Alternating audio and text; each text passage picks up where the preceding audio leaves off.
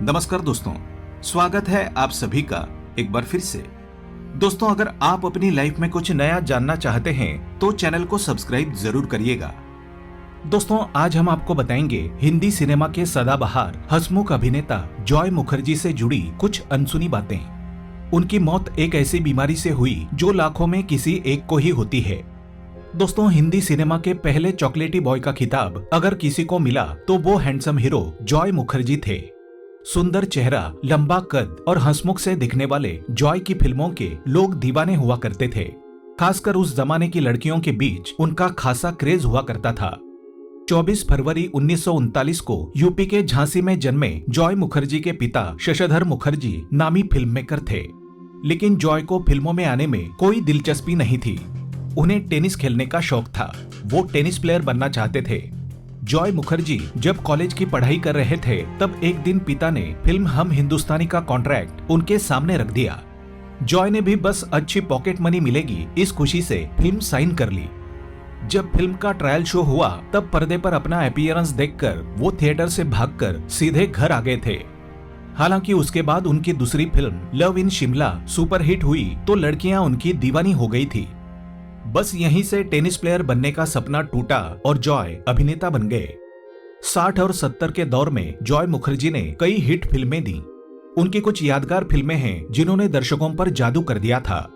इनमें love in Tokyo, फिर वही दिल लाया हूँ, एक मुसाफिर एक हसीना, लव इन शिमला, शागिर्द और जिद्दी ने उनको अलग पहचान दी थी।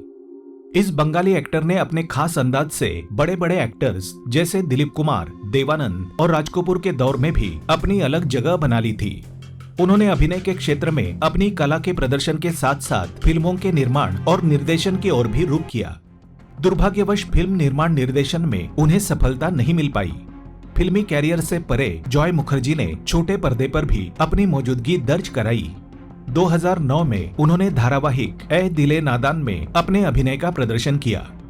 वे जाने जाते थे उनके मजाकिया स्वभाव के कारण। जॉय मुखर्जी सेट पर काफी मस्ती किया करते थे। एक्ट्रेस सायरा बानो तो उनको पागल कहने लगी थी। एक बार शूटिंग के समय सायरा बानो का शॉट था और सामने जॉय खड़े होकर उनको चिढ़ाने लगे। अजीब सी शक्ल बनाकर उनको परेशान करने लगे। उनकी हरकतों से सायरा इतनी परेशान हो गई कि जॉय के पिता से कह दिया कि मैं आपके पागल बेटे के साथ काम नहीं करना चाहती हूँ। इतने हंसमुख अभिनेता की मौत बहुत दर्दनाक हुई। सबको हंसाने वाले जॉय को कम उम्र में ही उस गंभीर बीमारी ने घेर लिया था जो लाखों में किसी एक को ही होती है। एक बार मुखर्जी को कुछ दिक्कतें होने लगी तो उन्होंने चेकअप करवाया। रिपोर्ट आई तो सभी चौंक गए। उनको थैलेसीमिया नामक जानलेवा बीमारी ने घेर लिया था। थैलेसीमिया रक्त संबंधित एक ऐसी बीमारी है जिसकी वजह से व्यक्ति को कई अन्य शारीरिक समस्याओं का सामना करना पड़ता है। इस बीमारी में लाल रक्त कणों की उम्र सिर्फ 20 दिन रह जाती है, जबकि सामान्य आदमी के लाल रक्त कण 120 दिन तक जीवित रहते हैं। लाखों में किसी एक को होने वाली बीमारी ने जॉय के शरीर में नया खून बनाना ही कम कर दिया। जॉय इस बीमारी की वजह से हमेशा थके थके, कमजोर, एनीमिया से पीड़ित रहने लगे।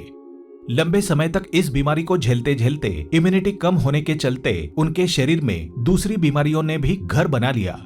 धीरे धीरे जॉय के फेफड़े भी खराब होने लग गए। इस वजह से उन्हें सांस लेने में भी तकलीफ हुआ करती थी। फिर 5 मार्च 2012 को जॉय मुखर्जी की हालत बहुत खराब होने लगी। वो सांस ही नहीं ले पा रहे थे।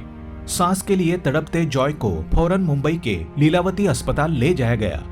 डॉक्टरों ने चेक किया तो पता लगा कि उनके फेफड़ों ने पूरी तरह से काम करना बंद कर दिया है। तुरंत ही जॉय को वेंटिलेटर पर रखा गया। इसके बाद 4 दिन तक वो जिंदगी और मौत की जंग लड़ते रहे। आखिरकार 9 मार्च 2012 को जॉय मुखर्जी की मौत हो गई। दोस्तों, मशहूर अभिनेत्री काजोल जॉय मुखर्जी की भतीजी यानी सगे भाई की बेटी है और एक मशहूर गायक, अभिनेता, निर्माता, निर्देशक उनके सगे मामा थे। क्या है उनका नाम? अगर जानते हैं तो कमेंट में हमें जरूर बताएं। और ऐसी ही सुनी अनसुनी जानकारियां पाने के लिए चैनल को सब्सक्राइब करें, बेल आइकन को प्रेस करें।